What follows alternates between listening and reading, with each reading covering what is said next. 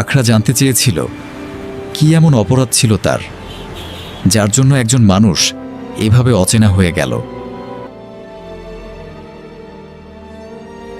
আখড়ার মনে প্রশ্ন খোঁচা দিতে থাকে, সে কি এমন অপরাধ করেছিল যার শাস্তি আজ এই নীরবতা? কিছু অনুরোধ কানে ঢোকে না, সোজা এসে বুকে লাগে।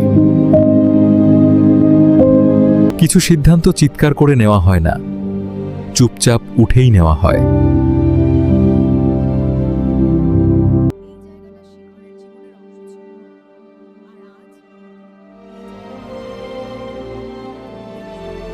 এই জায়গাটা শিখরের জীবনের অংশ ছিল, আর আজ এই জায়গাতেই দাঁড়িয়ে আখড়া প্রথম বুঝতে শুরু করে শিখরের মায়ের জন্য এই চেষ্টা আসেনি, কিন্তু আজ এই করিডোরে দাঁড়িয়ে আখড়া বুঝে গেছে সব দেরি ফিরিয়ে আনা যায় না।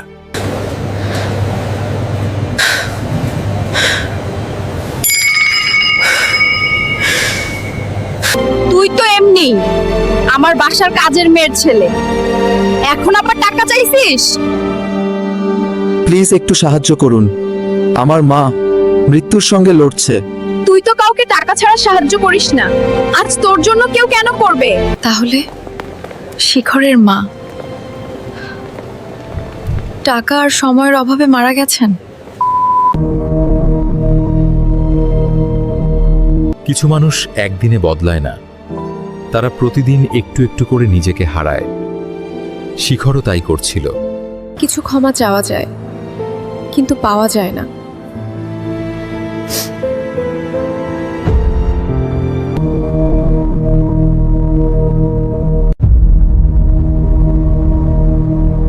আমি ইভা। তোমরা কি এই গল্প ধারাবাহিকভাবে দেখতে চাও? তাহলে কমেন্টে বলো, ভোট দিলে পরের এপিসোড নিয়ে আসবো।